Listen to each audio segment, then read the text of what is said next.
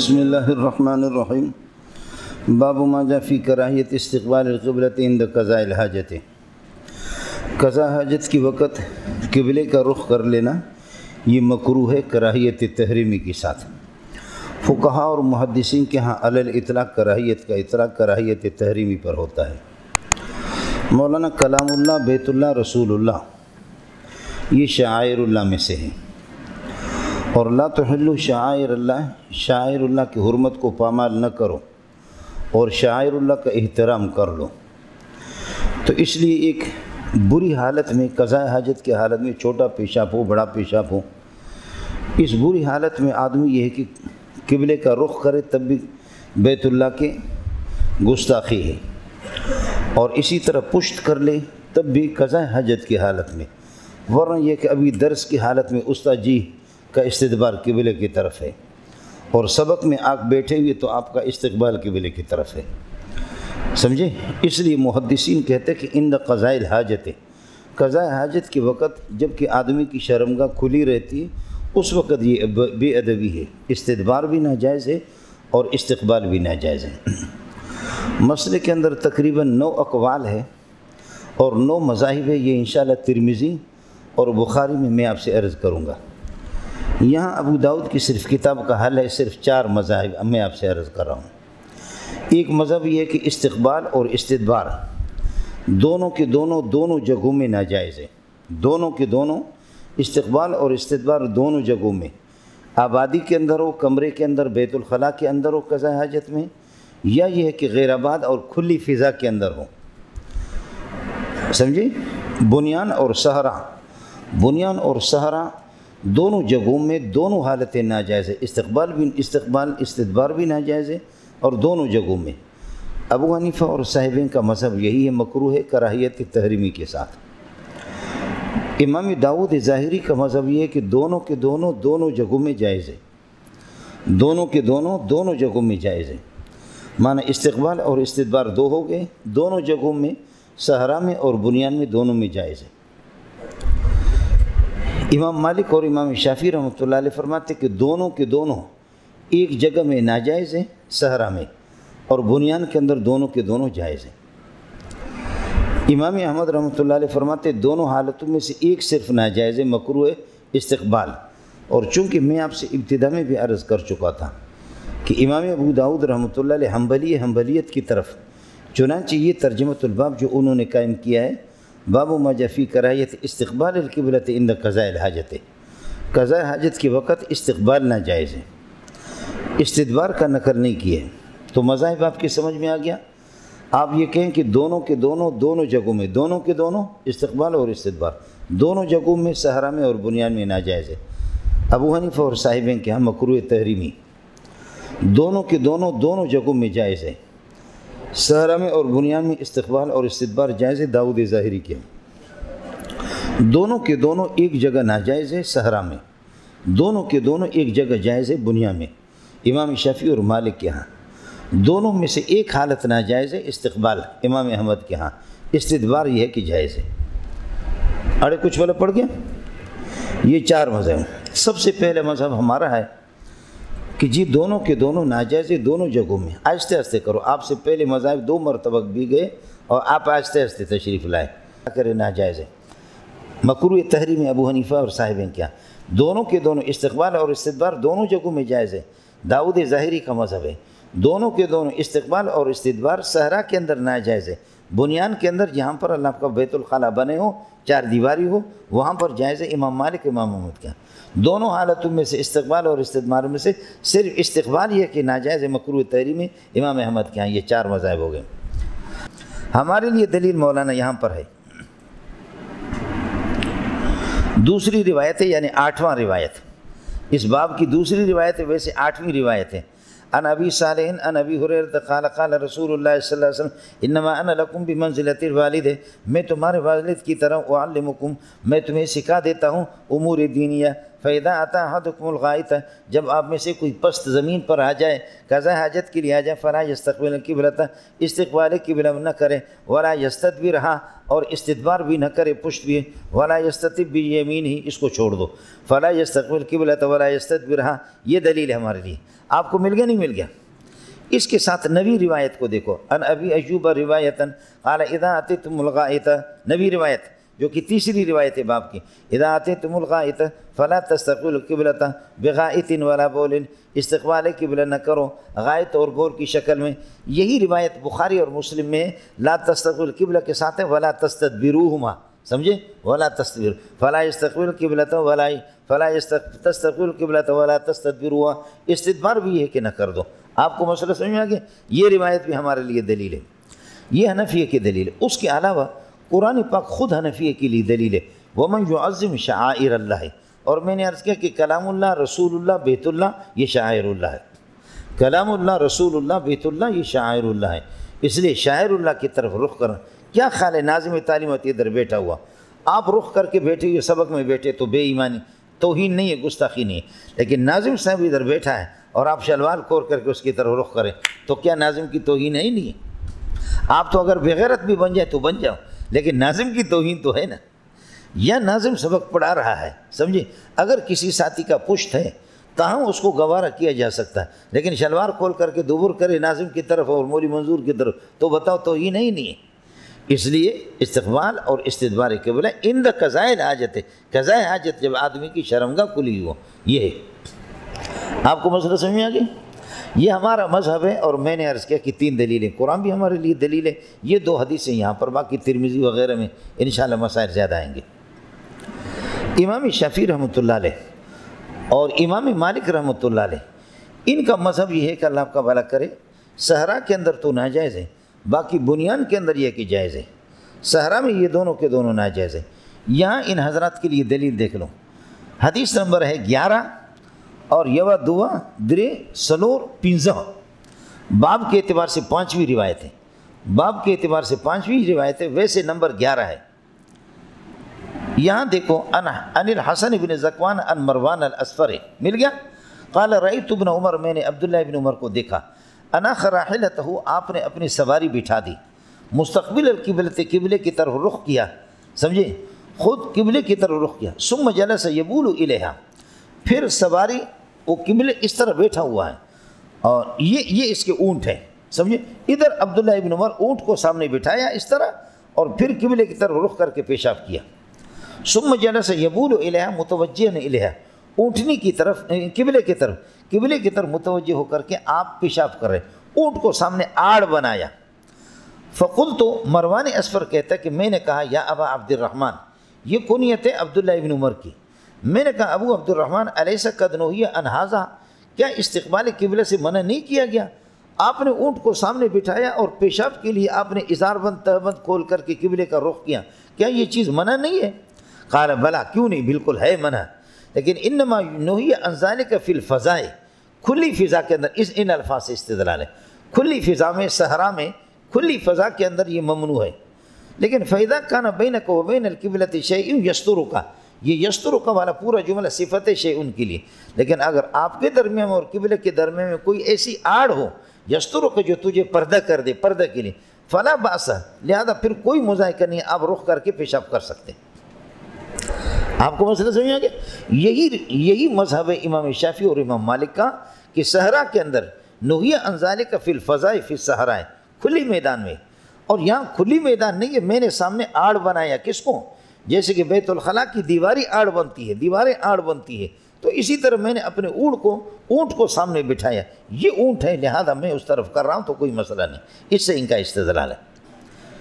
اگلے والی باب دیکھو، باب الرخصت فی ذالک، مل گیا؟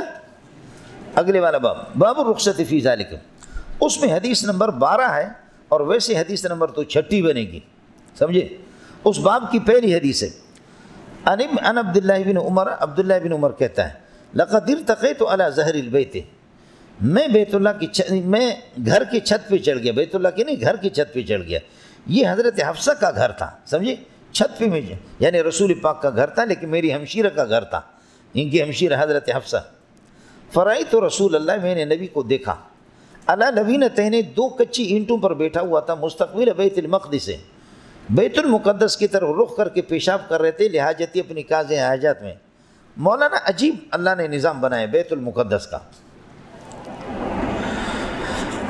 یہ اللہ کا بلا کریے کہ یہ بیت اللہ ہے اور یہ بیت المقدس ہے۔ آپ درمیان میں بیٹھ کر کے اگر یہاں سے پیشاب بیت المقدس کی طرف رخ کریں گے پیشاب، تو آپ کا پشت خود بخود قبلے کی طرف ہو جائے گا، اور اگر رخ قبلے کی طرف کر کے پیشاب کریں گے، سمجھے، استقبال، پھر پشت آپ کا بیت المقدس کی طرف ہو جائے گا، سمجھے۔ تو یہاں تو ٹھیک ہے، رسول پاک صلی اللہ علیہ وسلم نے رخ تو کس کا کیا تھا؟ بیت المقدس کا کیا تھا، لیکن آپ کا پشت کس طرف ہوا؟ ہم تو حرام ناجائز سمجھتے بیت اللہ کے استقبال کو، تو آپ نے استقبال تو اس کا کیا تھا، لیکن پشت آپ کا کس کی طرف تھا؟ بیت اللہ کی طرف۔ تو استدبار قبلہ تو ہوا نہیں ہوا، قبلہ تو ہمارا اب وہ تو قبلہ منسوخہ ہے۔ تو جب آپ نے رخ کیا بیت المقدس کا، تو استدبار آپ کا بیت اللہ کی طرف خود بخود ہو جائے گا۔ جب استدبار بیت اللہ کی طرف یہ جائز ہو گیا تو ثبوت احد المتساویین یستلزم ثبوت الآخر ہے، لہذا استدبار جب جائز ہو گیا تو استقبال قبلہ بھی جائز ہوگا۔ کس کو سمجھ میں آ گیا؟ خوب ٹہٹ رہے ہیں، ورنہ استدلال تمہارا تام نہیں ہوگا۔ اللہ نے نظام ایسے بنایا کہ یہ بالکل بالمقابل ہے۔ اب یہ تو قبلہ منسوخہ ہے، بیت المقدس کی طرف چلو آپ پیشاب کرے، وہ قبلہ منسوخہ ہے، لیکن آپ کا استدبار تو قبلے کی طرف ہو رہا ہے۔ جب استدبار قبلے کی طرف یہ جائز ہو گیا تو جواز الاستدبار یستلزم جواز الاستقبال، اس لیے کہ متساویین ہیں دونوں کے دونوں، لہذا استقبال بھی جائز ہوگا۔ لیکن چونکہ یہ تھا کس میں؟ اینٹوں پر بیٹھا ہوا تھا آبادی کے اندر، اور آبادی میں دونوں جائز ہیں، اس وجہ سے امام شافعی امام مالک کی دلیل یہی ہے۔ اللہ کے بندو کچھ پہلے پڑھا، یہ دو دلیل ان حضرات کی ہو گئی۔ امام داؤد ظاہری رحمۃ اللہ علیہ اسی باب الرخصت فی ذالک کی اس کی آخری حدیث کو دیکھو، ان جابر بن عبداللہ قال نہا نبی اللہ صلی اللہ علیہ وسلم ان نستقبل القبلۃ ببول، نبی نے منع کر دیا کہ قبلے کی طرف پیشاب کر کے ہم قبلے کی طرف رخ کریں، اس سے نبی نے منع کیا۔ لیکن فرأیت، میں نے نبی کو خود دیکھا، قبل ان یقبض بعام، وفات سے پہلے، 1 سال وفات سے پہلے نبی کو خود میں نے دیکھا، یستقبل القبلۃ، نبی نے خود قبلے کی طرف رخ کر کے پیشاب کر رہا تھا نبی۔ یہ داؤد ظاہری کا مذہب ہے۔ جب کہتے ہیں استقبال قبلہ، نبی نے وفات سے پہلے آخری عمل نبی کا یہی ہوا، جب استقبال قبلہ نبی نے کیا ہے تو استقبال جب جائز ہو گیا تو استدبار بھی جائز ہوگا۔ وہی دلیل ہے ثبوت احد المتساویین یستلزم ثبوت الآخر۔ انہوں نے ادھر ہمیں یہ کہ تیر مارا، تو تینوں بزرگوں کے، باقی ہمارا اپنا مذہب 3 دلیلیں ہو گئے، ان کے تو وہ تو ٹھیک ہے ہمارے ہے، لیکن باقی جو 3 مذاہب ہو گئے، داؤد ظاہری کا، امام شافعی رحمۃ اللہ علیہ کا، امام احمد والا، اس کو سنو۔ امام احمد فرماتے کہ صرف استقبال ناجائز ہے، اس کے لیے پہلی دلیل ہے، دیکھو، لقد علمکم نبیکم کل شیء حتی الخرعۃ، مل گیا سب سے پہلی دلیل پہلے باب کی، تمہارا نبی تمہیں قضاء حاجت کا طریقہ بھی بتاتے؟ قال اجل، ہاں۔ لقد نہانا ان نستقبل القبلۃ، ان نستقبل، صرف استقبال قبلے سے نبی نے منع کیا غائط اور بول کی صورت میں، یہاں استقبال قبلہ کا ذکر ہے، اس سے منع کر دیا، استدبار کا ذکر نہیں ہے، سمجھے؟ اس لیے امام احمد رحمۃ اللہ علیہ فرماتے صرف استقبال ناجائز ہوگا۔ تو تینوں مذاہب کے دلائل بھی آپ کے سامنے آ گئے۔ ارے آپ اسی ادھر ہے یا کسی اور علاقہ بچوں، ہمارے لیے سب سے زیادہ پریشان کن امام شافعی اور امام مالک ہے، ان کی 2 دلیلیں آ گئی، سمجھ رہی میں کہ ان کی دلیلیں۔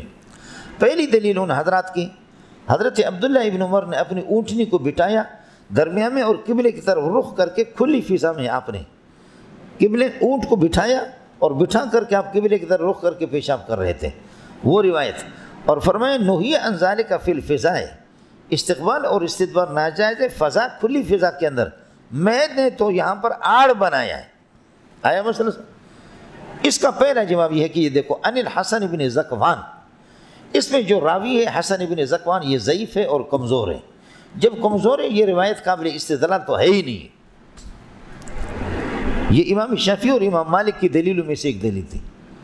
جواب یہ ہے کہ حسن بن ذکوان راوی ضعیف ہے، لہذا اس روایت سے استدلال درست نہیں۔ ایک دوسرا مسئلہ یہ ہے جو آپ کا مذہب ہے یہ روایت آپ کے خلاف ہے، یہ روایت آپ کے مذہب کے مطابق نہیں ہے، آپ کے بھی خلاف ہے۔ آپ کے ہاں بیت الخلاء کے علاوہ کھلی فضا، چاہے سامنے رکاوٹ دیوار ہو یا سامنے کوئی سواری ہو یا کوئی درخت ہو، کھلی فضا کے اندر علل اطلاق کوئی رکاوٹ ہو یا نہ ہو، آپ کے ہاں آپ کا مذہب یہ ہے کہ یہ ناجائز ہے۔ اور یہاں تو یہ کہ اللہ آپ کا بھلا کریے کہ اس نے کہا کہ میں نے تو سامنے اونٹ کو آڑ بنا دیا ہے، تو یہ تو آپ کے بھی خلاف ہے۔ آپ کا مذہب صرف یہ ہے کہ بیت الخلاء کے اندر جو چار دیواری ہے اس میں استقبال اور استدبار جائز ہے، یہاں تو کھلی فضا میں اس کو آپ پیش کر رہے ہیں اور اس نے اپنے اونٹ کو بٹھایا ہے، سمجھے، اونٹ کو، تو یہ تو آپ کے بھی تو خلاف ہے۔ آپ کھلی فضا میں چاہے اونٹ بٹھائے یا شیخ الحدیث کو بٹھائے سامنے، پیشاب کرے قبلے کی طرف جب رخ کرے گا یا پشت کرے گا، چاہے وہ کسی شیخ الحدیث کو بٹھائے، اونٹ کو بٹھائے یا اللہ کر ان کے ڈمپر کو سامنے کھڑی کر دے، تو اس میں اللہ کا ناجائز ہے۔ یہ روایت آپ کے بھی خلاف ہے۔ کس کو سمجھ میں آگے؟ دو باتیں۔ تیسرا مسئلہ یہ ہے مولانا، العبرۃ بما روا لا بما رآ، بولو، العبرۃ بما روا لا بما رآ، اعتبار ہوتا ہے ما روا حدیث مروی کا، لا بما رآ راوی کے رائے کا اعتبار نہیں ہوتا۔ ایک راوی کی سمجھ ہے، ایک راوی کی رائے ہے، دوسرا راوی کا مروی ہے۔ تو مروی روایت نہیں، یہ حضرت عبداللہ ابن عمر اپنی رائے پیش کر رہا ہے۔ اعتبار ما روا کا، ما سے مراد حدیث ہے، ما روا کا اعتبار ہوتا ہے، ما رآ کا اعتبار نہیں ہوتا۔ ما رآ رائے ہے، ما روا حدیث ہے۔ آپ لوگ اردو سمجھتے ہیں؟ العبرۃ الاعتبار بما روا لا بما رآ۔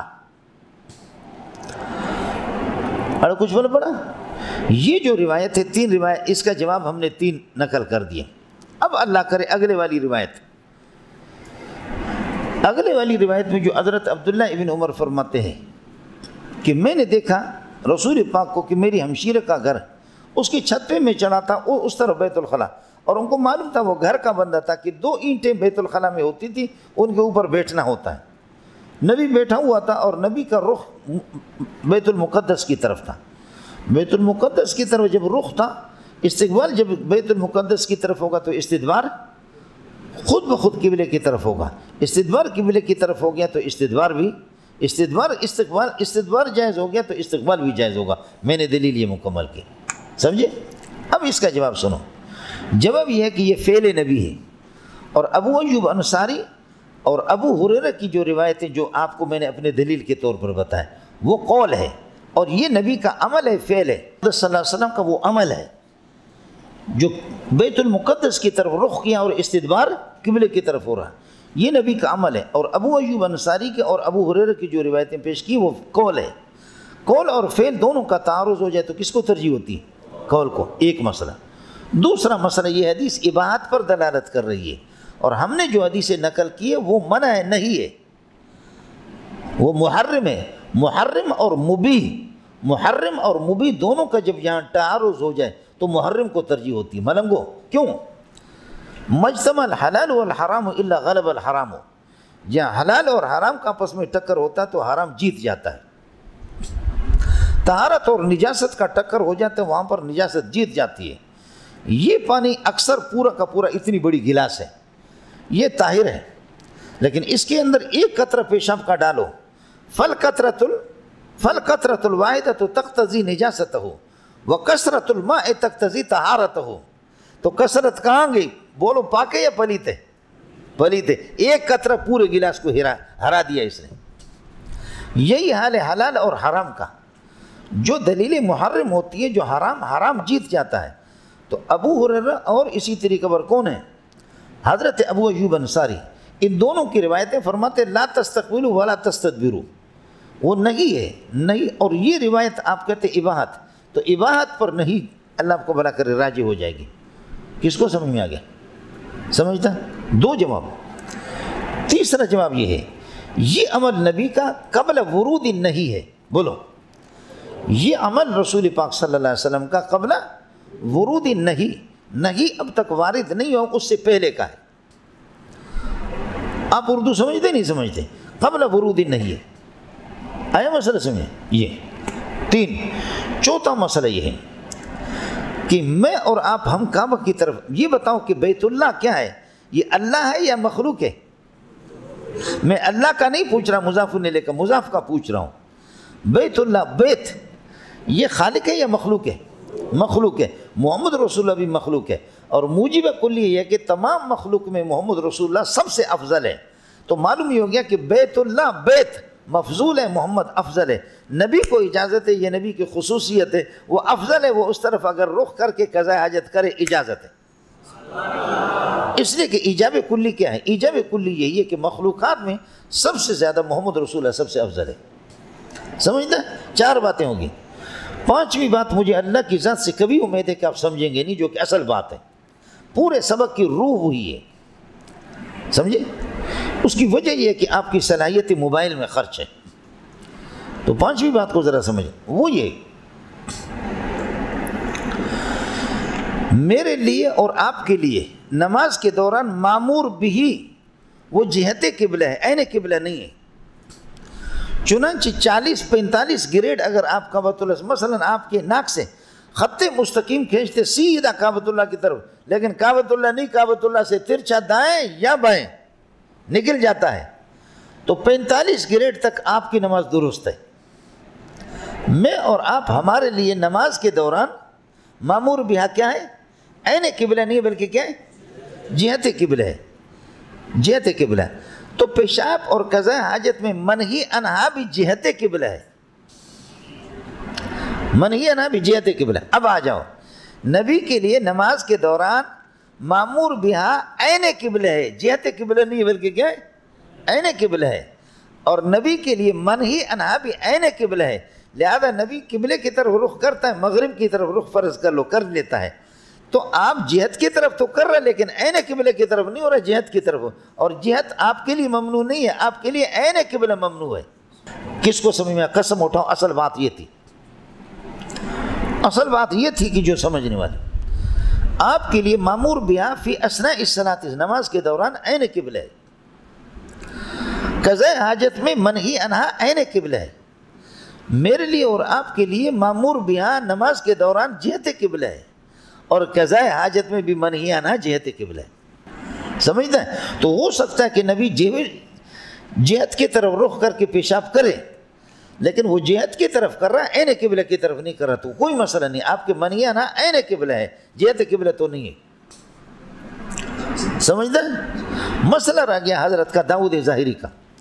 داؤد ظاہری والا مسئلہ دیکھو آخر میں، اس کا جواب یہ ہے کہ ابان ابن صالح اس میں جو راوی ہے، ابان ابن صالح مل گیا نہیں ملا، اس کی آخری روایت تھی، ابان ابن صالح ضعیف ہے، اس روایت سے استدلال درست نہیں۔ ایک تو مسئلہ یہ ہو گیا، سمجھے؟ ادھر حسن ابن ذکوان کو ضعیف قرار دیا، سمجھے؟ شافعی اور مالک کو، یہاں ابان ابن صالح۔ دوسرا مسئلہ یہ ہے، دوسرا مسئلہ یہاں بھی وہی ہے کہ یہ روایت اباحت کی، ہماری روایت تحریم کی ہے۔ تیسرا جواب یہ ہے، یہ روایت فعل ہے اور ہماری روایتیں قول ہے۔ سمجھتا ہے؟ چوتھا جواب یہاں بھی آپ کہیں دیں گے داؤد ظاہری کو کہ نبی پاک صلی اللہ علیہ وسلم کی خصوصیت ہے، اللہ کی بندو کچھ والا پڑھا نہیں پڑھا، آپ صلی اللہ علیہ وسلم کی خصوصیت ہے، چونکہ آپ قبلے سے افضل ہے لہذا آپ کر دیں، یہ ان کی جوابت ہو۔ کچھ والا پڑھ گیا۔ اب رہ گیا امام احمد بن حنبل، وہ فرماتے کہ پہلی روایت کے اندر صرف استقبال قبلہ منہی عنہ ہے، اس سے جواب یہ کہ وہ حدیث استقبال کو منع قرار دیتی ہے، استدبار کے بارے میں خاموش ہے۔ ہماری روایتیں جو ہم نے ابو ایوب انصاری کے اور ابو ہریرہ کے، وہ روایتیں ناطق ہے، آپ کی روایت استدبار سے ساکت ہے، وَتَرْجِعُ لِلنَّاطِقِ لَا لِلسَّاکِتِ، ترجیح تو ہوگی ناطق کو، ساکت کو نہیں ہوگی۔ آپ کی روایت میں استقبال تو ناجائز ہے، اس کا تصریح ہوگی ناطق ہے، لیکن استدبار کا ذکر ہی نہیں ہے، اس میں حدیث ساکت ہے۔ ہماری روایت میں دونوں کے بارے میں حدیث ناطق ہے، ترجیح ناطق۔ اگر اس طرح سمجھو، اگر اس طرح نہیں سمجھتے ہو تو پھر یہ کہہ دو کہ آپ کی روایت میں ایک کا ذکر ہے، ہماری روایت میں 2 کا ذکر ہے، وَالدُّو خَيْرٌ مِنَ الْإِكْ، بولو وَالدُّو کیا ہے؟ خیر من الْإِكْ، سمجھ شریف ہے کہ نہیں؟ اے جنے دا پترا۔ اور روٹی میں بھی یہی ہوتا ہے کہ 2 روٹیاں ایک روٹی سے بہتر ہے، کیوں؟ لِأَنَّ الْإِكْ لَا يَسْتَلِمُ الدُّو وَالدُّو يَسْتَلِمُ الْإِكْ۔ میں حدیث کا ترجمہ کر لیں، باب کراہیت استقبال قبلۃ عند قضاء الحاجۃ وبه قال حدثنا مسدد بن مسلم قال حدثنا ابو معاویہ عن ابراہیم بن عبد الرحمن بن یزید عن سلمان قال قیل له، حضرت سلمان سے ایک منافق نے کہا یا مشرک نے کہا اعتراض کے طور پر، سمجھے؟ لقد علمکم نبیکم کل شیء، تمہارا نبی تمہیں سب کچھ مزاح کر کے کہتے ہیں، سب کچھ سکھاتا ہے، حتی الخراۃ، یہاں تک کہ قضاء حاجت کا۔ قال اجل، سلمان نے فرمایا کہ ہاں یہ عیب کی بات نہیں، جی ہاں یہ تو تعریف کی بات ہے۔ لقد نہانا ان نستقبل قبلۃ بغایۃ، ہمارے نبی نے ہمیں ادب سکھایا کہ قبلے کی طرف ہم رخ نہ کریں غائط اور بول کی صورت میں۔ وان یستنجی، یہ لازائد ہے، اور ہمیں اس سے بھی منع کر دیا کہ ان نستنجی بالیمین، دائیں ہاتھ سے استنجا کریں، اس سے بھی نبی نے منع کیا، چنانچہ کرائیت دائیں ہاتھ سے آپ استنجا نہیں کریں گے۔ اور وان یستنجی، یہاں بھی لازائد ہے، وان یستنجی احدنا باقل من ثلاثۃ احجار، 3 پتھروں سے کم سے اگر کوئی استنجا ہم سے کرے، اس سے بھی نبی نے منع کیا، یہ مسئلہ کل ہو جائے گا۔ او یستنجی برجین او عظم، یہ کہ گوبر سے، رجی گوبر سے، او عظم یا ہڈی سے استنجا کرے، اس سے بھی نبی نے منع کیا۔ وبه قال حدثنا عبد الله بن محمد النفيل قال حدثنا عن محمد بن جلال عن الكعكع بن حكيم عن ابي سعد عن ابي هريره قال رسول الله صلی اللہ علیہ وسلم انما انا لكم بمنزلة الوالد، میں تمہارے لیے بمنزل والد کے ہوں، میرے ماں باپ محمد پہ قربان جائے۔ ملنگ ہو، سورہ احزاب کے اندر ایک قرات ہے، خبر واحد ہے، وہ قرات متواتر نہیں ہے۔ النبی اولی بالمؤمنین من انفسهم وازواجہ امہاتہم، نبی کی ماں بیویاں تمہاری ماں ہیں۔ قرات یہ کہ وہ اب لہم، نبی خود تمہارا ابا ہے، میرا ابا روحانی محمد ہے، تمہارا نبی تمہیں سب یہاں تک کہتا ہے۔ قال اجل نقد نہانا، یہ تو ہو گیا۔ فرماتے ہیں کہ اللہ آپ کا بھلا کرے، انما انا لکم بمنزلۃ الوالد اعلمکم کل شیء، میں سب کچھ تمہیں علم کا دوسرا مفعول، اعلمکم امور دینکم، امور دین تمہیں سکھاتا ہوں۔ فاذا اتی احدکم الغائط، جب کھائی میں کھڈے میں آ جاؤ، غائط آپ سے عرض کیا المکان المنخفض، پست زمین کو، یعنی حال کے لیے اس کا وضع ہو، لیکن کبھی پخانہ کو بھی کہتے ہیں، یعنی اطلاق المحل و ارادۃ الحال، آپ کی مرضی ہے۔ فلا یستقبل قبلۃ ولا یستدبر ولا یستتیب بیمینہ، اور استنجا نہ کرے اپنے دائیں ہاتھ سے۔ وکان یامر بثلاثۃ احجار، آپ 3 پتھروں کا حکم دیتے تھے۔ وینہا عن الروث، گوبر سے منع کرتے تھے، والرمۃ، اور یہ کہ بوسیدہ ہڈیوں سے، ہڈیوں سے بھی ہڈیاں تیز ہوتی ہیں، سمجھے؟ جس چیز سے استنجا کی جائے اس کے لیے ضروری ہے طاہر بھی ہو، مطہر بھی ہو، مزیل للنجاست بھی ہو، قیمتی چیز بھی نہ ہو، موذی بھی نہ ہو، اس کے ساتھ کسی کا حق وابستہ بھی نہ ہو۔ کیا عرض کروں، جس چیز سے آپ استنجا کر رہے وہ طاہر بھی ہو، مطہر بھی ہو۔ اس لیے کہتے منطق کی اوراق سے، جن پر منطق لکھا ہوں سے استنجا نہ کریں، اس لیے کہ منطق نہ پاک ہے تو تمہیں کیسے پاک کرے گا؟ لیکن یہ غلط لکھا ہے مشکات کے حاشیے پہ، آپ نے پڑھا ہوگا باب الاستنجا کے اندر، لیکن یہ ظلم کیا ہے جس نے یہ لکھا، سمجھے؟ میں انشاءاللہ اس کی توجیہات بھی آپ کو بتا دوں گا۔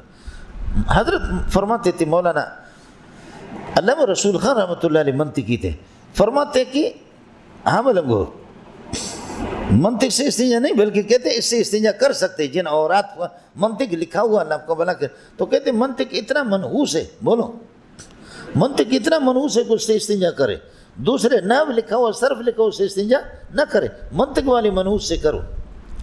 اللہ رسول خان فرماتے تھے کہ استنجا کے لیے ضروری ہے جس چیز سے استنجا کرے وہ طاہر بھی ہو، مطہر بھی ہو، خود پاک کو پاک کرنے والا۔ منطق والے اوراق سے استنجا کی اجازت ہے تو منطق پاک ہے، نحو والوں سے اجازت نہیں، تو نحو صرف پاک ہی نہیں ہے تو کیا پاک کریں گے؟ دیکھا منطقی نے کیسا تمہارے جوتا اٹھا کر کے تمہارے منہ پہ مارا۔ یجوز استنجا باوراق المنطقی، منطقی اوراق سے، تو حضرت رسول خان رحمۃ اللہ علیہ نے اس کی کیا کر دی؟ توجیہ کر دی علامہ رسول خان رحمۃ اللہ علیہ۔ لیکن بہرحال وہ ناجائز ہے جو کچھ لکھا۔ میں نے عرض کیا کہ جس چیز سے استنجا کرے وہ طاہر بھی ہو، مطہر بھی ہو، طاہر بھی ہو، مطہر بھی ہو، مزیل للنجاست ہو، سمجھے؟ شیشہ وغیرہ یہ چیزیں نجاست کو زائل نہیں کر، مزیل للنجاست بھی ہو، اور موذی بھی نہ ہو۔ شیشہ ہے، ہڈی ہے، تیز ہے، تم نے لگایا کہ استنجا کریں کہ وہ پاخانہ، اور اس نے کر دیا آپ کو زخمی، تو پھر وہیں پر گاڑے کوئی کپڑا لاؤ، ٹیشو پیپر لاؤ، بچیا ابا جی نے دوبر زخمی مت سنے، کچھ بنا پڑ گیا، موذی بھی نہیں، موذی بھی نہ ہو، اور قیمتی چیز بھی نہ ہو، سمجھے؟ قیمتی چیز بھی نہ ہو، اور اس کے ساتھ کسی کا حق وابستہ بھی نہ ہو۔ چنانچہ ہڈیاں ہیں، فرمایا کہ لا تستنجوا بالروث ولا بالعظام، ہڈیوں سے اور گوبروں سے استنجا نہ۔ ایک گوبر ناپاک ہے، دوسرا مسئلہ یہ کہ گوبر پر جنات اسم اعظم پڑھتے ہیں تو وہ گوبر گھاس بن جاتے ہیں ان کے جانوروں کے لیے، اور ہڈی پر اسم اعظم پڑھتے ہیں تو ہڈی پر گوشت آ جاتا ہے، تو جنات تمہارے بھائی ہے، فإن أزادوا إخوانكم من الجن، یہ ان کے ساتھ جنات کا حق وابستہ، اس لیے ہڈی سے استنجا نہ کرو۔ لیکن تاہم اگر کسی نے کسی بڑی ہڈی سے، بعض ہڈیاں ہوتی اس قسم، استنجا کر لیا اور ازالہ نجاست ہو گیا تو نجاست اس کے لیے استنجا کافی ہے۔ اس کی بنیادی وجہ ہے مولانا، ہڈی ہو یا ڈھیلا ہو کرنا نہیں چاہیے، کراہیت ہے، لیکن اگر کر لیا نجاست ہٹ گئی۔ نجاست ہڈی سے بھی ہٹتی نہیں ہے اور ڈھیلے سے بھی نہیں ہٹتی، نجاست ڈھیلے سے بھی ختم نہیں ہوتی۔ شریعت کے اندر طہارت کی دو صورتیں ہیں، ایک تطہیر نجاست ہے، دوسرا تقلیل نجاست ہے۔ تطہیر نجاست یہ کہ ڈھیلے استعمال کیا، اس کے بعد پانی استعمال کیا، مکمل دوبر صاف ہو گیا، یہ تطہیر نجاست ہے۔ تقلیل نجاست یہ ہے کہ نجاست اپنے مخرج سے نکلا، آپ نے ڈھیلا لگایا، ڈھیلے سے تب بھی استنجا پانی سے کرنے کی ضرورت ہے، اور یہ طے شدہ ہے کہ نجاست کے اجزاء کچھ اجزاء تو ضرور ہوں گے، ڈھیلا اتنا صاف نہیں کرتا، تو تطہیر نجاست نہیں ہے، کیا ہے؟ تقلیل نجاست ہے۔ لیکن شریعت تقلیل نجاست کو بھی تطہیر نجاست کے کیا مقام قرار دیتے ہیں۔ چنانچہ آپ نے پڑھا کہ جوتے کے اندر اگر نجاست لگے تو جوتے کو اس کے ساتھ زمین کے ساتھ رگڑا دے دے وہ جوتا پاک ہو جائے گا، حالانکہ پھر بھی اجزائے نجاست کچھ نہ کچھ رہیں گے، اجزائے نجاست کچھ نہ کچھ، کوئی مسئلہ نہیں ہے، پھر بھی وہ ناپاک نہیں ہے۔ کس کو سمجھ میں آ گیا؟ یہ جنے دا پتر ہے، سمجھے؟ خیر مسئلہ تو بعد میں عرض کروں گا۔ وبه قال حدثنا مسلم قال حدثنا سفيان الزهري عن عطاء بن يزيد عن ابي ايوب روایتا قال اذا اتيتم الغائط فلا تستقبلوا القبلة بغائط ولا بول ولكن شرقوا او غربوا۔ یہ مدینہ والوں کو حکم ہے کہ شرقوا غربوا، مدینہ کی جانب جنوب کے اندر ہے کعبۃ اللہ، اس لیے ان کو کہتے ہیں لا تجنبوا ولا تشملوا، پیشاب اور قضاء حاجت کی حالت میں جنوب اور شمال کی طرف رخ نہ کرو، اس لیے کہ مدینہ جانب جنوب میں، جنوب کی طرف کر دیا تو استقبال ہوگا، اور اگر شمال کی طرف آپ نے کر دیا تو مدینہ کی طرف پھر پشت آپ کا ہوگا، ایک کیا کعبۃ اللہ کی طرف پشت۔ ان کے لیے حکم ہے کہ لا تجنبوا ولا تشملوا ولکن شرقوا وغربوا، مشرق و مغرب کی طرف رخ کرو، لیکن ہماری جانب غرب کے اندر ہے تو ہمیں حکم یہ ہے کہ ایھا الپاکستانیون، اے پاکستانیوں، لا تشرقوا ولا تغربوا بل جنبوا وشملوا، بولو۔ یہ وہی بات ہے جو میں نے آپ سے عرض کر دیا، متکلم کے الفاظ کبھی خاص ہوتے ہیں لیکن مراد ان کے عام ہے۔ اڑے جنے دے پتر کچھ پہلے پڑھا نہیں پڑھا، اس کو خیال کر لینا مولوی صاحب۔ فقدمنا الشام، ابو ایوب فرماتے کہ جب ہم شام آگے فوجدنا مراحیض، ہم نے غسل خانے دیکھ لے جن میں گرم پانی ہوتا ہے، کہ قد بنیت قبل القبلۃ، قبلے کی طرف ان کا رخ، فکنا ننحرف عنہا، ہم ان میں ترچا ہو کر کے بیٹھ جاتے تھے، سمجھے؟ ترچا ہو کر کے ان کا رخ قبلے کی طرف ہو گیا، ترچا ہو کر کے، لیکن اگر کچھ کمی بیشی ہوگی تو نستغفر اللہ، استغفار کرتے، ہم مجبور تھے، کیا کریں گے؟ ترچا ہو کر کے، ننحرف کا معنی کیا ہے؟ ترچا ہو کر کے بیٹھتے تھے کہ ہمارا پشت ایسے نہ ہو جائے یا استقبال نہ ہو جائے، تھوڑا سا ترچا ہوتے تھے۔ چنانچہ آپ کی فتاوی سراجیہ کے اندر ہے، اگر آپ کو بیٹھنے کی جگہ نہیں ہے، پیشاب میں آپ کے مکمل رخ آپ کا قبلے کے ایسے تنگ گلی ہے کہ آپ ترچھاؤ کر کے نہیں بیٹھ سکتے، آپ کا مکمل قبلے، تو کہتے ہیں اپنے یہ ہے کہ آلے تناسل کا رخ دوسرے طرف کر دے، تب بھی کچھ گناہ میں تخفیف ہو جائے گی، سمجھ رہی ہے کہ نہیں؟ تب بھی تو اس روایت سے یہ بات نکل جاتا ہے۔ ایک تو مسئلہ یہ ہے کہ انہوں نے چونکہ بنایا تھا تو ہم ترچھاؤ کر کے بیٹھتے تھے، اگرچہ کمی بیشی ہوگی تو استغفار کرتے، ایک۔ دوسرا مسئلہ یہ کہ ہم ان کو ننحرف عنہا، ان سے ایک طرف ہوتے ہیں، ان کو استعمال ہی نہیں کرتے، ونستغفر لبانیہا، جنہوں نے ان کو بنایا، ہم اگر وہ مسلمان ہو بنانے والے، ہم استغفار کرتے مسلمان ہو کر کے ان کا کیسے رخ انہوں نے قبلے کی طرف کر دیے۔ کچھ پہلے پڑھ گئے؟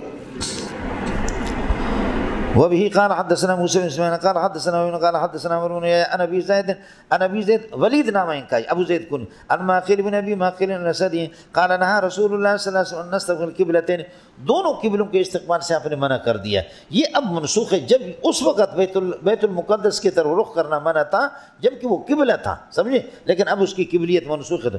ببول وغایت قال ابو داؤد وابو زید، یہاں قال ابو داؤد کالا نہیں ہے، یہ کالا سفید ہے، منع یہ کہ قال ابو زید سے صرف راوی کا تعارف ہے کہ ابو زید جو آیا جس کا نام ہے ولید، میں نے آپ سے عرض کر دیا، ابو زید مولا بنی سالبہ، بنو سالبہ کے آزاد کردہ غلام ہے۔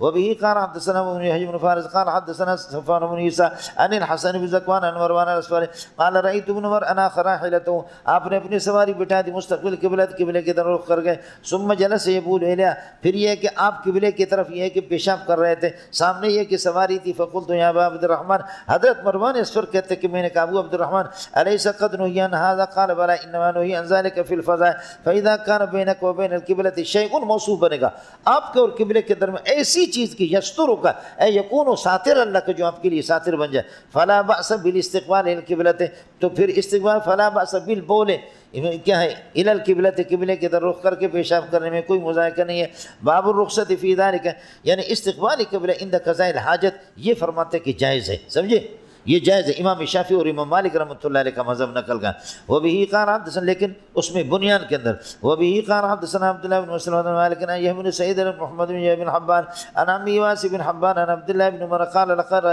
لقد ارتقيت ولا ظهر البيت میں گھر کی چھت پر چڑھا فرأيت رسول اللہ صلی اللہ علیہ وسلم على لبنتين یہ نبی کو رأیت کو مانا اچانک میری نگاہ پڑ گئی اس پر رافضی کا اعتراض یہ ہے کہ کتنا بے حیا تھا عبداللہ بن عمر بے حیا تم ہو تمہارے ابا بھی ہے خنزیر کے اولاد سمجھیے کہتے نبی کو کیسے دیکھا آپ بات سمجھ رہے ہیں وہ اس گھر کا تھا وہ بتا رہے ہیں کہ ہمارے بیت الخلاء میں میری ہمشیرہ کے گھر کے بیت الخلاء کے اندر 2 اینٹ رکھے ہوئے تھے سمجھے اسی پر بیٹھنا ہوتا ہے تاکہ آدمی یہ کہ گندگی سے بچ جائے اور نگاہ اچانک پڑی اس کو بھی رایتوں سے آدمی تعبیر کرتا ہے سمجھ رہی میں کہ نہیں ایک یہ ہے کہ میں اس خوبصورت کو دیکھ رہا ہوں یا کس کر کے میں نے اس کو دیکھا اور ایک یہ ہے کہ اللہ کا بھلا کرے اس کو اچانک میں نے دیکھا تو دونوں کے لیے لفظ تو رأیتوں کا لفظ استعمال ہوگا سمجھے تو آپ کی اچانک نگاہ پڑ گئی یہ نہیں ہے کہ ایک آدمی قضاء حاجت کی حالت میں بیٹھا ہوا اور دوسرا حیا کو چھوڑ کر کے اس کو گھور گھور کر کے دیکھیں یہ حیا کے خلاف ہے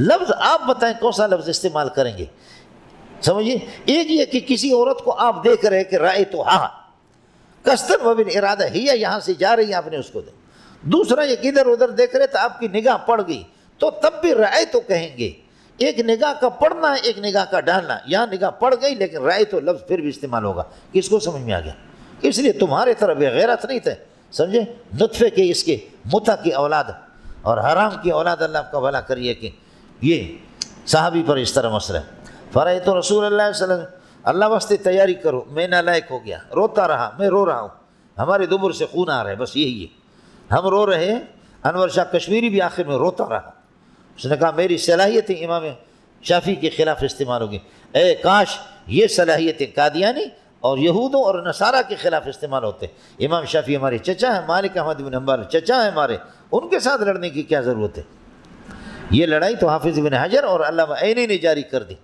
اس قسم کی معاصرت کی وجہ سے لیکن ٹھیک ہے وہ علمی اختلاف ہے اس میں کوئی دشمنی نہیں ہے دونوں طرف سے حدیث ہے میرے اور آپ کی لڑائی اصل اعداء الصحابہ سے یہود سے ہے نصارہ سے قادیانیوں سے جو ختم نبوت کے دشمن ہیں سمجھ رہی ہے کہ نہیں ہر بندہ آپ میں سے تقریر سیکھو تحریر سیکھو بولنا سیکھو کتابیں پڑھو منطق پڑھو ابھی تک بھی علماء خیبر پختو میں ہے پنجاب کے اندر ہے یہ نالائق منظور جو ہے سوائے اردو کے پڑھا بھی نہیں سکتا اللہ کی ذات پردہ پوشی فرما رہے ہیں اور آپ حضرات کا احسان ناظم آ گیا یہ لوگ کیسے کھڑے سمجھے وہ اللہ کی آنے والا ہے صحابی والے کتابیں لے رہے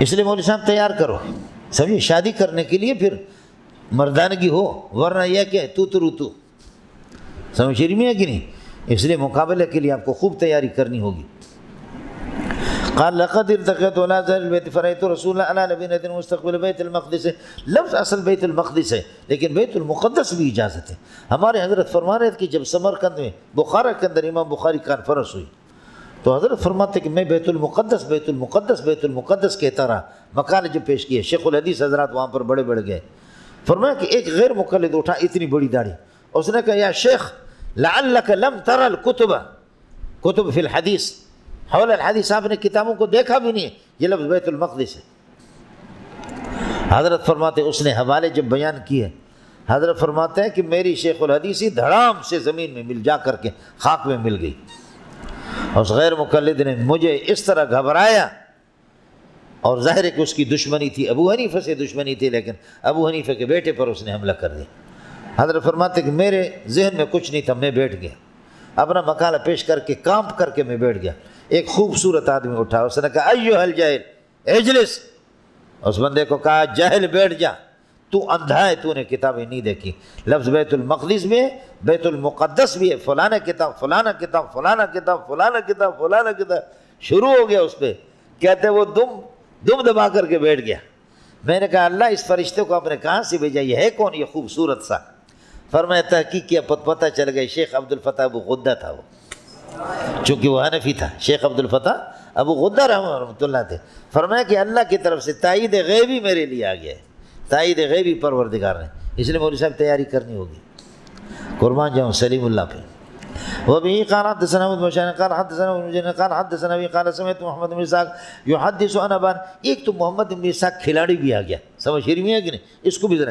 دوسرا ابان بن سالم، محمد بن اسحاق میں نے عرض کیا کہ احادیث اس میں احکام کے اندر قابل قبول نہیں۔ المجاہدین عن جابر بن عبد الله قال نهى نبی اللہ ان نستقبل القبلة ببول، فرماتے استقبال قبلہ فی صورت البول میں نبی نے منع کر دیا، اس میں منع کیا۔ فرائیتو، پھر میں نے نبی کو دیکھا قبل ان یقبض بعام، آپ کی وفات سے 1 سال پہلے یستقبل قبلے کی طرف رخ کر رہا تھا۔ جواب میں نے آپ سے عرض کر، ایک مسئلہ صرف اس میں چھوٹا سا رہ گیا کہ 3 پتھروں سے استنجا کرنا واجب ہے یا اس میں کمی بیشی کیا صورت، وہ چھوٹا سا مسئلہ یہ کل انشاءاللہ اگلے والے کے ساتھ